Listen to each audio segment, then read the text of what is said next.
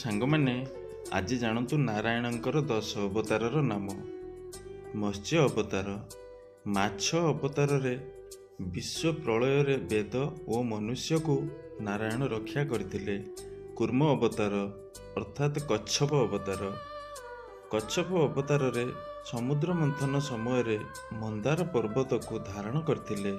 ବରାହ ବା ଶୂକର ଅବତାର। ଶୂକର ଅବତାରରେ ପୃଥିବୀକୁ ହିରଣ୍ୟାକ୍ଷ ରାକ୍ଷସରୁ ଉଦ୍ଧାର କରିଥିଲେ।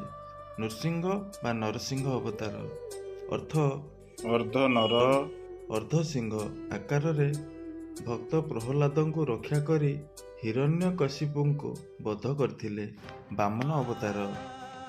ବ୍ରାହ୍ମଣ ବାମନ ରୂପେ ବଳି ରାଜାଙ୍କୁ 3 ପଦ ଭୂମି ମାଗି ସମସ୍ତ ଭୂମିକୁ ଆପଣଙ୍କ ଅଧୀନରେ ନେଇଯାଇଥିଲେ। ଏହାପରେ ପରଶୁରାମ ଅବତାର। ପରଶୁରାମ ଅବତାର ଧାରଣ କରି ବିକୃତ ଶକ୍ତିଶାଳୀ କ୍ଷତ୍ରିୟମାନଙ୍କୁ ବିନାଶ କରି ଧର୍ମକୁ ପୁନଃସ୍ଥାପନ କରିଥିଲେ। ରାମ ଅବତାର। ଅଯୋଧ୍ୟା ରାଜପୁତ୍ର, ମର୍ଯ୍ୟାଦା ପୁରୁଷୋତ୍ତମ ଭାବେ ଚିହ୍ନିତ ରାବଣଙ୍କୁ ବଧ କରି ଧର୍ମ ପୁନଃସ୍ଥାପନ କରିଥିଲେ। ଶ୍ରୀକୃଷ୍ଣ ଅବତାର। ଗୋପାଳ ରୂପେ ଜନ୍ମ ନେଇ ମହାଭାରତରେ ନୀତି ଓ ଧର୍ମ ଶିଖାଇଥିଲେ। ଭଗବତ ଗୀତା ଉପଦେଶକ ହୋଇଥିଲେ। ବୁଦ୍ଧ ଅବତାର।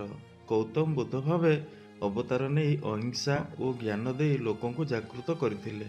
କଳ୍କୀ ଅବତାର। ସାଙ୍ଗମାନେ, ଆସନ୍ତା କଳି ଯୁଗରେ ଅବତାର ନେଇ ଅନ୍ୟାୟକୁ ସମାପ୍ତ କରି ଧର୍ମ ସ୍ଥାପନ କରିବେ।